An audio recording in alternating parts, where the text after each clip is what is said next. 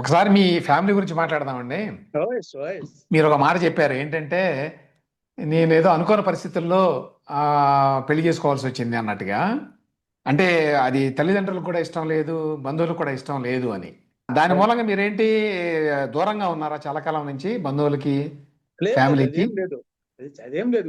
కొంచెం షార్ట్ పీరియడే. నేను హుహు. ఎంబీబీఎస్ చదివేటప్పుడు తిరుపతిలో ఎంబీబీఎస్ అవుతున్నాను. హ్మ్. తిరుపతిలో ఎంబీబీఎస్. హ్మ్. ఎంబీబీఎస్ చదివేటప్పుడు నేను హాస్టల్‌లో కాకుండా బయట ఉండేవాడిని. ఆహ్, తర్వాత అప్పుడేమైందంటే నేను భవానీ నగర్‌లో ఒక పైన మిద్దె మీద రూమ్ ఉంటే చిన్న పెంకుటిల్లు. నేను మా హ్మ్. నాగభూషణ్ రెడ్డి అని మా ప్రాంతం అతని. అతను బీఎస్సీ చదువుతుంటే మేమిద్దరం కలిసి ఒక రూమ్ తీసుకున్నాము. నేను ఎంబీబీఎస్, ఆయన బీఎస్సీ. ఒక పెంకుటిల్లు తక్కువ బాడెకొస్తని. హ్మ్. అప్పుడు వచ్చేసి ఆ ఇల్లు వచ్చేసి ఎవరిది? మా అత్తగారిది. మా హ్మ్. మిసెస్ వాళ్ళ అమ్మ. మా ఆహా! అత్తగారికి మా అత్తగారిని మా మామ లేడు, చనిపోయినాడు అప్పటికి. ఆయన రైల్వే హ్మ్. ఎంప్లాయీగా ఉండి చనిపోయినాడు.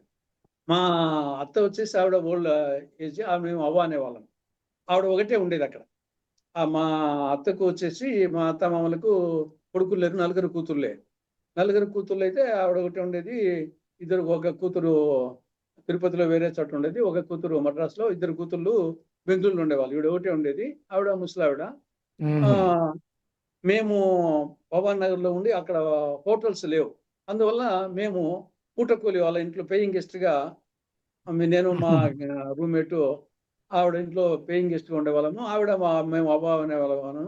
ఆవిడ మాకు ఒక అమ్మ తిన్న పేయింగ్ గెస్ట్‌గా కాకుండా వడ్డించి, ఆ విధంగా మాకు ఆవిడకొచ్చేసి ఒక అవినాభావ సంబంధము.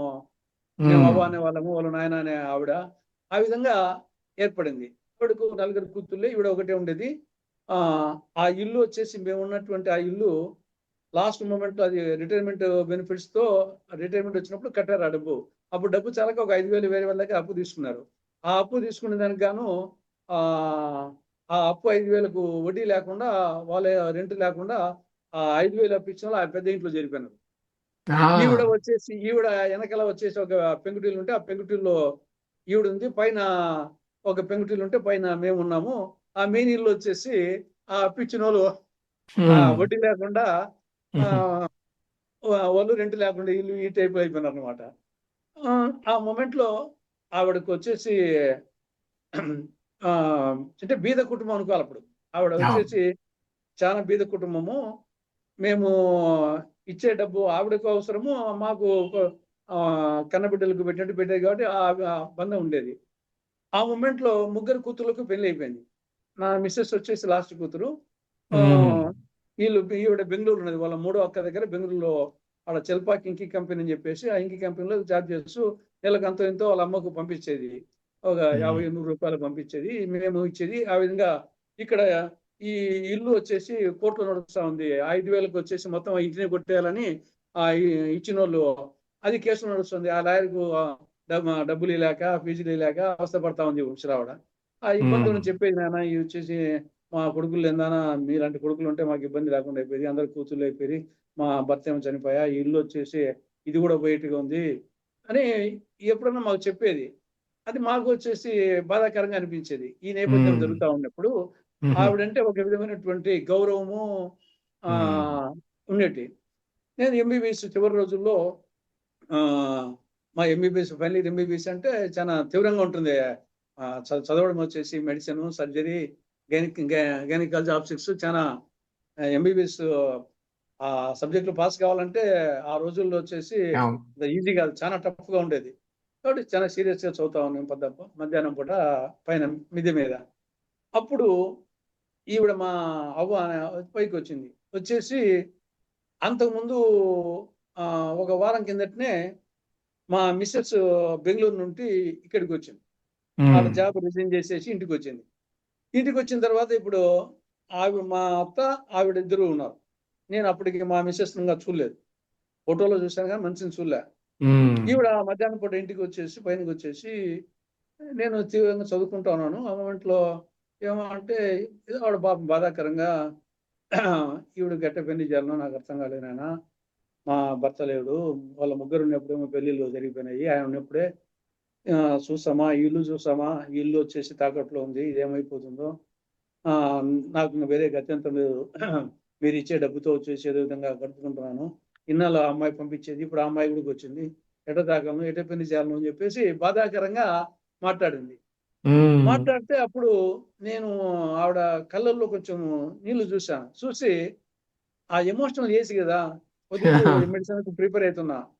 అంతెందుకు లేవా, ముసట రాసి పెట్టి ఉంటుంది పోవా, అందరికి ఎవరు చేసుకోకపోతే నేను చేసుకుంటా పోవా అని. పెళ్లి అంటే ఒక కాకతాళీయంగా అప్పటికి ఆవిడ, నేను మా మిస్సెస్ ను చూడలేదు యాక్చువల్ గా. ఫోటో చూసినా కానీ మా మిస్సెస్ ను చూడలే. ఆ. ఆవిడ ఇంటికి వచ్చింది, కానీ ఇంటికి వచ్చిన తర్వాత ఉమ్. ఇంటికి అన్నాన్ని కూడా పోవడం. ఎందుకంటే ఇంట్లో ఒక ఆడపిల్ల, వయసులో ఉన్న ఆడపిల్ల పోతే, ఇంట్లో పోతే బాగుండదు, చెడ్డ పేరు వస్తుంది అని అవునులేండి. చెప్పేసి నేను మా ఫ్రెండ్ వచ్చేసి దూరంగా హోటల్కి పోయి తినొచ్చేవాళ్ళం. ఇంటికి ఆవిడ వచ్చి నాకు ఇంటికి కూడా పోలే. అది ఆ. ఇంకా వీళ్ళకి ఇబ్బంది అయిపోయింది. వీళ్ళకి వచ్చేసి వీళ్ళకు కనీసం మేము ఇచ్చేది కూడా తుప్పోతుంది కదా. అప్పుడు వచ్చేసి నేను, ఎవరెవరు ఉంటారు పండువా, ఏముంది, ఎవరు పోకుండా, ఎవరు లేకుంటే నేను చేసుకుంటా పోవా, ఏముంది అంత అని చెప్పేసి కాకతాళీయంగా చెప్పిన యాదృచ్ఛికంగా. సరే ఆవిడ వచ్చేసి ఆ దాన్ని నమ్మిందో వెళ్ళిపోయింది. నేను తర్వాత చదువుకొని సాయంత్రము 6, 7 ఆ ప్రాంతంగా తెలకల్లా కొంచెం ఆ నేను కొంచెం అప్పటికి 2, 3 గంటలు చదివి కొంత విశ్రాంతి తీసుకున్నప్పుడు ఇవన్నీ జ్ఞాపకం వచ్చాయి, మధ్యాహ్నం చేసినట్టని. నేను చాలా ఈజీగా ఓ దిక్కేమో నాకు ఊరికాడ 50 ఏళ్ల కిందట ఎంబీబీఎస్ అంటే అప్పుడు రెడ్లలో ఎంబీబీఎస్ దొరికినోడు అంటే పెద్ద కష్టం, నాడు దొరికాడు. పెద్ద పెద్ద రెడ్ అవును. సావుకారులకు కూడా ప్రపోజ్కి వస్తా ఉన్నారు ఇంటికాడికి. పెద్ద పెద్ద కోటీశ్వర్లు ప్రపోజ్కి వస్తా ఉన్నారు ఇంటికాడికి. మా మాది చాలా పేద కుటుంబం. మా అమ్మ చిన్నప్పుడే చనిపోయింది. నాకు 3 ఏళ్ల వయసులో మా అప్పని చనిపోయింది. బట్ మా ఉమ్. నాయన తల్లి, తండ్రి ఆయనే సాగినాడు, పేద కుటుంబం. ఉమ్. కాబట్టి ఏదో నా వలన మా కుటుంబం పైకి వస్తుంది అనే ఉమ్. యాంగిల్లో వాళ్ళు ఆలోచిస్తున్నారు. అవునండి. ఉమ్. నేను వచ్చేసి ఎమోషనల్ గా ఇది ఇచ్చాను. నేను ఈ యొక్క నేను వచ్చేసి మా నాయన ఎన్నో ఆశలు పెట్టుకొని వాళ్ళు ఎన్నో ఆశలు పెట్టుకున్నారు. మా అన్న, మా నాయన ఉమ్. వాళ్ళు, మా అమ్మ చిన్నప్పుడే చనిపోయింది.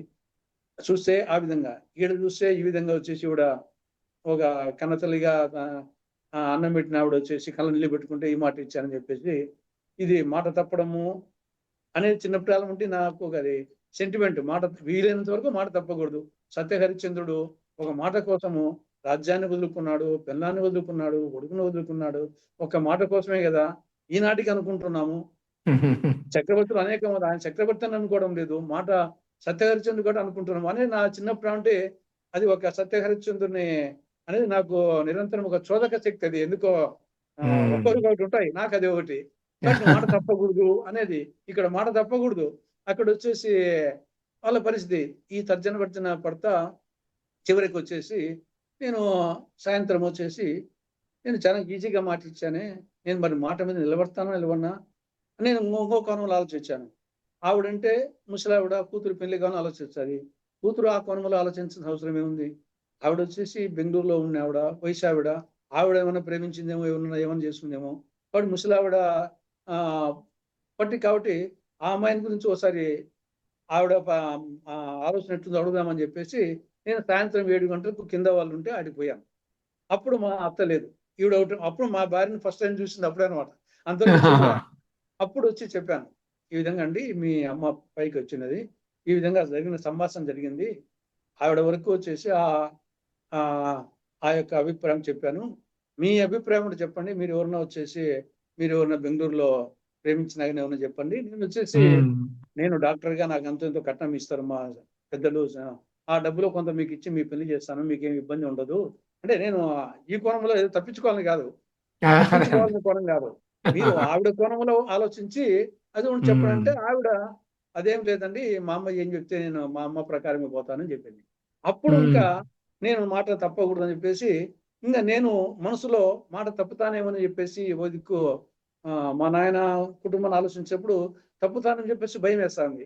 అప్పుడు ఆడ వచ్చేసి మా ఇంటి దేవుడు ఈశ్వరుడు, సంగమేశ్వరుడు, నా పేరు తులసీశ్వరుడు. ఈశ్వరుని పట్టం ఉంటే ఆడికి పోయి ప్రమాణం చేశాను. నేను అవ్వకిచ్చిన మాట తప్పను. 3:6 ఉమ్. కానీ 6:3 కానీ ఏమైనా కానీ నేను మాటను నిలబడతానని ప్రమాణం చేసి వచ్చి, ఆ రోజు నుంచి ఆ మాట నిలబడడానికి కోసము ఇంకా నేను అన్ని ప్రయత్నాలు చేసి ఫైనల్ గా వచ్చేసి, ఇంకా ఎంత ప్రయత్నం చేసినా కుదరలేదు. ఇంకా చివరిగా వచ్చేసి నేను మా భార్య తుర్చానూరుకి పోయి ఒక 30 రూపాయలతో నా పెళ్లి చేసుకున్నాను. ఉమ్. కేవలం 30 రూపాయలు, నా పెళ్లి ఖర్చు 30 రూపాయలే. అది కాబట్టి ఇది అరేంజ్ మ్యారేజ్ కాదు, లవ్ మ్యారేజ్ కాదు, అదేనండి. యాదృచ్ఛికంగా జరిగింది. ఆ, సరే, ఆ, తర్వాత కొద్ది రోజులు వచ్చేసి ఆ మళ్ళీ చేసుకున్నాక మా నాయన వచ్చేసి ఈ లోపల ఆ, ఒక నెల 2 నెలల పాటు ప్రెజర్ ఉండేది, కానీ మళ్ళీ తర్వాత వాళ్ళు కూడా అడ్జస్ట్ అయిపోయారు. మళ్ళీ ఉమ్. మళ్ళీ మామూలు అయిపోయింది. Okay, okay. ఆ, మీకు ఇప్పుడు ఇద్దరు పిల్లలు కదా? నాకు 2 పిల్లలు, 2 డాటర్సే. ఇద్దరు డాక్టర్లా? ఇద్దరు డాటర్స్, అమ్మాయిలు. ఇద్దరు డాక్టర్స్ అన్నారా? Okay, okay. 2 అమ్మాయిలు, ఆ, ఇద్దరికి మ్యారేజ్ అయిపోయినాయి. ఉమ్. ఇద్దరు ఇప్పుడు అమెరికాలో ఉన్నారు. నా ఓ. అల్లుళ్ళు కూతుళ్ళు ఉన్నారు. నాకు వచ్చేసి ఒక మనుమడు, 2 మనవరాళ్ళు. వాళ్ళు ఉమ్. కూడా వచ్చేసి నాకు ఇప్పుడు 75 years. కాబట్టి వాళ్ళు కూడా ఒక మనవరాలు చదువుతుంది, 2 ఒక మనవడు మనవరాలు జాబ్ చేస్తున్నారు వాళ్ళు కూడా. ఆహా. Okay, okay. తర్వాత నా కూతుర్ల మ్యారేజ్ కూడా నేను పెళ్లి పత్రిక కూడా కొట్టకుండా చేశాను. నేను ఎట్లా 30 ఆహా. రూపాయలు చేసుకున్నానో, నా కూతుర్ల ఇద్దరి మ్యారేజ్ కూడా నేను తిరుమలకు పోయి ఒక లిమిటెడ్ పర్సన్స్ ఒక 50 మంది 9 పిలిచేసి పెళ్లి పత్రిక కూడా కొట్టకుండా, అంటే నేను మొదటి నుండి కూడా సింప్లిసిటీ, పొదుపు అనే దాన్ని నేను, కాబట్టి ఇది వివాహాలు ఆడంబరం చేసుకోవడం అనేది అనవసరం ఖర్చు పెట్టడము. దీనికి కొంచెం నేను బీజేపీ చెప్పాను కదా, బీజేపీ కార్పొరేట్ కల్చర్, దాన్ని నేను అంటే నా యొక్క మనస్తత్వం. నేను 30 రూపాయలతో పెళ్లి చేసుకున్నాను. నాదంటే యాదృచ్ఛికంగా ఈ సందర్భం జరిగిపోయింది. కానీ నా కూతుర్ల మ్యారేజ్ అయినప్పటికీ నేను రాజ్యసభ మెంబర్ అయ్యాను, జడ్పీ చైర్మన్ అయ్యాను. నేను వచ్చేసి అంగరంగ వైభవంగా జరపచ్చు. కానీ నా యొక్క మనస్తత్వము ఇప్పుడు ఓన్లీ పెళ్లి కుదిరి కొట్టుకున్నా, నా ఇద్దరు వాళ్ళు కూడా ఒకటే కొడుకులు ఇద్దరికి, మరి వాళ్ళని ఒప్పించి నేను నా యొక్క సిద్ధాంతం ఇది ఖర్చు పెట్టడం. అని మామూలుగా ఒక్క కొడుకున్న వాళ్ళు పెళ్లి ఆడంబరాయింది అనుకుంటారు కదా. నా పెద్దలుడు ఒక కొడుకే, నా చిన్నలుడు ఒక కొడుకే వాళ్ళ తల్లిదండ్రులకు. అయినా కానీ నేను వాళ్ళని ఒప్పించి తిరుమలలో సింపుల్ గా చేశాను. వాడు ఒప్పుకోవడం విశేషమేనండి. చాలా విశేషం, గొప్పతనం అది. సరే, మనం అనుకున్నట్టన్నీ ప్రతిదానిలో నిలవలేకపోవచ్చు, కానీ వీలైనంత వరకు నీతి నిజాయితీ, మనం 100% నిజాయితీ నీతి నిజమని చెప్పలేము, కానీ వీలైనంత వరకు నీతికి, నిజాయితీకి, సింప్లిసిటీకి, పొదుపుదనానికి, ఆడంబరానికి దూరంగా ఉండడం అనేది ఒక మొదటి నుండి, అంటే తెలియని వాతావరణం. చిన్నప్పుడు చెప్తే కదా, ఒక సత్యహరిశ్చంద్రుని మనసు. తర్వాత ఇంకొకటి ఏమంటే, మా నాయన కూడా నాకు ఒక మోడల్. ఎందుకంటే నేను చెప్తే కదా, నాకు 3 సంవత్సరాల వయసులో మా అమ్మ చనిపోయింది. నేను మా అమ్మని చూడలేదు యాక్చువల్గా. అప్పటికి మా నాయన వయసు 35 years. కానీ అప్పట్లో ఈ సెకండ్ మ్యారేజ్ చేసుకునే అలవాటు చాలా ఎక్కువ ఉండేది. ఇప్పుడు కూడా ఉన్నాయి, అప్పట్లో చేసుకునే వాళ్ళు. కానీ మా నాయన మా కోసం వచ్చేసి, మేము 3 అన్నదమ్ములము, మా అక్క, నేను చిన్నోని, మా కోసం వచ్చేసి ఆయన తన జీవితాన్ని త్యాగం చేశాడు. కాబట్టి మా నాయన వచ్చేసి ఒక మోడల్ గా, నిరంతరం ఒక త్యాగశీలిగా, అది నిరంతరం మాకు వచ్చేసి ఒక డైరెక్షన్ ఇస్తూ ఉంటుంది. ఇక రెండవది కందుల మంగమ్మ అని చెప్పేసి, మీరు కూడా కందుల రమేష్ గారు, కందుల మంగమ్మ అని చెప్పేసి మాకు వచ్చేసి ఒక నిరంతర స్ఫూర్తిదాయకం. ఎందుకంటే కందుల మంగమ్మ జిల్లా పరిషత్ హై స్కూల్, నేను చదివింది కందుల మంగమ్మ, శ్రీమతి కందుల మంగమ్మ జిల్లా పరిషత్ హై స్కూల్. ఆ ఊరికి 5 కిలోమీటర్ల దూరంలో పాయసంపల్లి అనే గ్రామం ఉంటుంది. ఆ గ్రామం ఆవిడ అప్పట్లో 50-60 సంవత్సరాల కిందట ఒక 10,000 రూపాయలు డొనేషన్ చేసింది ఆ హై స్కూల్ కు. ఆవిడ డొనేషన్ చేసినందువల్ల హై స్కూల్ వచ్చింది. దానివల్ల శ్రీమతి కందుల మంగమ్మ జిల్లా పరిషత్ హై స్కూల్ పేరు పెట్టారు. ఆ హై స్కూలే అక్కడ లేకుండా పోతే నేను చదివిండేవాడిని కాదు. ఎలిమెంటరీ స్కూల్ వరకు అయిపోయింది. ఇంకా మాకు దరిదాపుల్లో హై స్కూల్స్ ఈ పక్క ఎర్రగుంట్ల, వేంపల్ల, ఆ పక్క 20 కిలోమీటర్లు, ఈ పక్క 30 కిలోమీటర్లు హై స్కూల్స్ లేవు. కాబట్టి ఎలిమెంటరీ స్కూల్తోనే చదువు మానిండేవాని. నేను డాక్టర్ అయ్యిండేవాని కాదు. ఈ డైరెక్షన్ ఏదో అగ్రికల్చర్ చేసుకుంటూ పోయిండేవాని. కాబట్టి శ్రీమతి కందుల మంగమ్మ 50-60 సంవత్సరాల క్రితము ఆ మహాతల్లి ఆ త్యాగం చేసిన అది. కాబట్టి వీళ్ళందరూ మా నాయన, ఆ కందుల మంగమ్మ, తర్వాత నర్రెడ్డి శివరామరెడ్డి అని చెప్పేసి 52లో కమలాపురం ఎమ్మెల్యే, కమ్యూనిస్ట్ ఎమ్మెల్యే. ఆయన మా బంధువు, మా ఇంటి దగ్గరనే, మా ఊరే, మా ఇంటి దగ్గరనే. ఆయన ధనిక కుటుంబం నుండి వచ్చి కమ్యూనిస్టు సిద్ధాంతాలతో తన కుటుంబానికి దూరం అయిపోయి ఒక కొట్టంలో ఒక గుడిసెలో నివసిస్తా ఉన్నాడు, ఎమ్మెల్యే అయినా కూడా. కాబట్టి ఆయన గురించి మా చిన్నప్పుడు కథలుగా చెప్పుకునేవాళ్ళు. కమ్యూనిస్టు ఉద్యమంలో ఆయన అజ్ఞాతవాసంలో ఉన్నప్పుడు ఆయన భార్య కొండమ్మ వదిన వాళ్ళు చేసిన త్యాగాల గురించి కథలుగా చెప్పేవాళ్ళు. కాబట్టి ఇవన్నీ చిన్నపిట్టాలు ఉంటాయి. మన ఉమ్, లేత హృదయాల్లో మా నాయన చేసిన త్యాగము, కందుల మంగమ్మ చేసిన త్యాగము, శివరామరెడ్డి యొక్క వీరోచిత పోరాటము, ఇవన్నీ మనసులో పడి ఒక విధమైనటువంటి మనము కూడా వీలైనంత వరకు అది చేయాలనేది, అది ఇంతవరకు నన్ను ఆ డైరెక్షన్ నడిపిస్తా ఉంది. ఉమ్, కొన్నిసార్లు చేయలేకపోవచ్చు, కానీ వీలైనంత వరకు ఉమ్, ఇది మెయిన్. అందువల్ల పెద్ద పదవులు కావాలంటే నేను పదవి అనుకున్నా, డబ్బులు అనుకున్నా, ఏ మూమెంట్ అయినా సరే నేను చంద్రబాబు తోటి చేసి అయిపోయింటే ఇవాళకు పరిస్థితి వేరుగా ఉండేది. అది డెఫినెట్ గా వచ్చేసి ఏదో ఒక ర్యాంకులో కడప జిల్లాలో ఆయనకు నా అవసరం ఉండేది. అవును. ఆయన అట్నే గౌరవించేవాడు, అంతకుముందు గౌరవించి చూసాము. కాబట్టి ఆ యొక్క అఫినిటీ అన్నీ ఉన్నాయి. కాబట్టి పదవుల గురించి ఎప్పుడు ఆలోచించాలా. డబ్బు గురించి వచ్చేసి నేను ఇప్పటికీ వచ్చేసి నా పాత ఇంట్లోనే నివసిస్తాను అని చెప్తే కదా. ఎక్కడ ఉంటున్నారండి మీరు ఇప్పుడు, తులసిరెడ్డి గారు? నేను ఉండేది కడప జిల్లా పులివెందుల అసెంబ్లీ నియోజకవర్గం, వేంపల్లి మండల కేంద్రం, వేంపల్లెలోనే ఉంటాను. నేను వచ్చేసి మా ఊర్లోనే ఉంటాను, ఆహా. వేంపల్లి. అదేది నేను మీ డాక్టర్గా. పూర్వీకుల ఇల్లా అది? లేదు, నేను మా మీరే? పూర్వీకులు మా సొంత ఇల్లు వచ్చేసి అది కమలాపురం నియోజకవర్గము, వీరప్రాంపల్లి మండలము, గడ్డం ఓకే, మారిపల్లి. ఓకే. నేను ఉమ్, డాక్టర్గా సెట్ అయింది 1977లో ఇక్కడ. వేంపల్లెలో.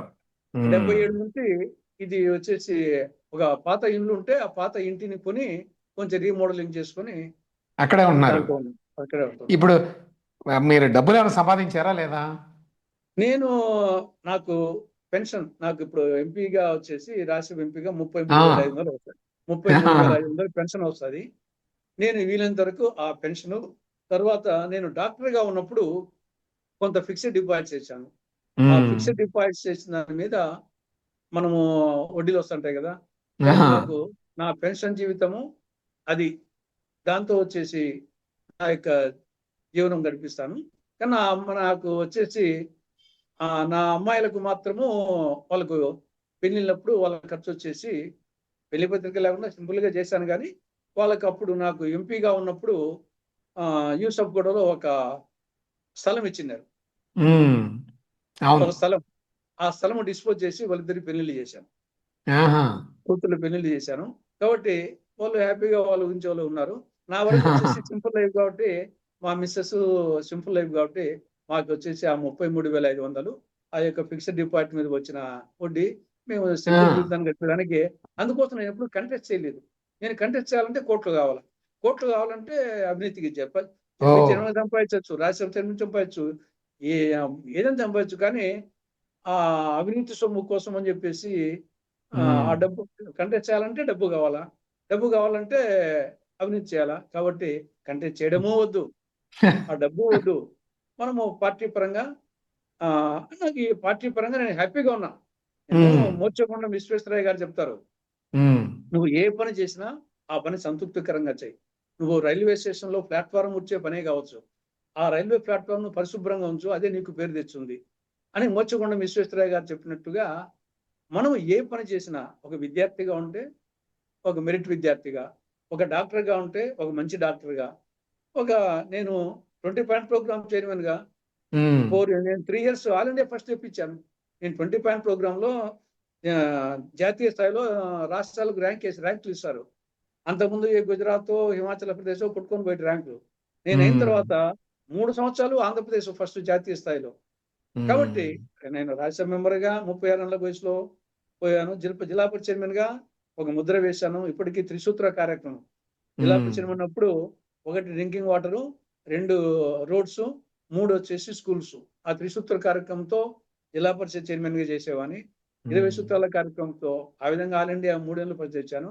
నేను రాజ్యసభ మెంబర్గా 36 సంవత్సరాల వయసులో రాజ్యసభ మెంబర్ చూశాను. విద్యార్థిగా స్కూల్ ఫస్ట్, జిల్లా first, state fourth SLC, merits లో ఎంబీబీఎస్ అయ్యాను. కాబట్టి నేను తర్వాత 2 రూపాయలు డాక్టర్గా సక్సెస్ అయ్యాను. నేను ఒక అమ్మాయికి అన్యాయం చేయకుండా మాట ఉమ్. ప్రకారం ఒక అవ్వకి ఇచ్చిన మాట నిలబెట్టుకున్నాను. ఒక అమ్మాయిని వచ్చేసి తర్వాత ఆవిడేమి తెలుగు అమ్మాయి కాదు, తమిళ అమ్మాయి, మొదలయ్యారు. వాళ్ళు ఓ. తెలుగు మీరు వచ్చు, తెలుగు వచ్చు, మీ తెలుగు వచ్చు మీరు కానీ కాదు, మీ మీ ఆవిడ మీ మీ భార్య మా గారు మిస్సెస్ తెలుగు కాదు? తమిళియన్, మా మిస్సెస్ తమిళియన్. ఓ. ఆ ఆహా. వాళ్ళు ఆ ఆ అరక్కోణం వచ్చేసి వాళ్ళ పూర్వీకులు అరక్కోణము, అంతవరకు కాంచి. ఇంటి పేరు ఆహా. కాంచీవరం, ఓ. లక్కవరము. వాళ్ళ ఫాదర్ వచ్చేసి రైల్వే డిపార్ట్మెంట్ లో వివిధ స్టేషన్స్ తిరిగేటప్పుడు కొన్నాళ్ళు కడపలో కూడా పనిచేశారు. తర్వాత తిరుపతి సెటిల్ అయ్యారు. కానీ తెలుగు వచ్చు, ఓకే. కానీ తమిళియన్స్, ఒరిజినల్ తమిళియన్స్. అవునండి. ఆహాహా. తర్వాత మొదలయ్యార్స్ క్యాస్ట్ కూడా మొదలయ్యారు క్యాస్ట్. ఉమ్. కాబట్టి నేను ఎవరికి అన్యాయం చేయలేదు. నా పిల్లలకు వాళ్ళకు పెళ్లి పత్రిక లేకుండా కూర్చాం, కానీ వాళ్ళకి ఏం అన్యాయం చేయకుండా వాళ్ళకి పెళ్లి చేశాను. హ్యాపీగా వాళ్ళు ఉన్నారు. ఉమ్. నేను వాళ్ళ నుండి ఆశించడం లేదు. వాళ్ళు ఉమ్. పాపం నన్ను నాకు తెలియకుండా అప్పుడప్పుడు వచ్చేసి నేను చిన్న కారు వాడుతుంటే మా పెద్ద కూతురు వచ్చేసి నువ్వు రాజకీయాల్లో ఉన్నావు అని చెప్పేసి ఆవిడ వచ్చేసి ఒక పెద్ద కారు తీసుకుపోయింది మన ఇటీవల వచ్చి. ఆ. నాకు తెలియకుండా అది కూడా నేను తెలిసి ఒప్పుకోనని చెప్పేసి నాకు తెలియకుండా కడప నుండి తీసుకొని వచ్చింది. ఆ విధంగా జరుగుతా ఉంది.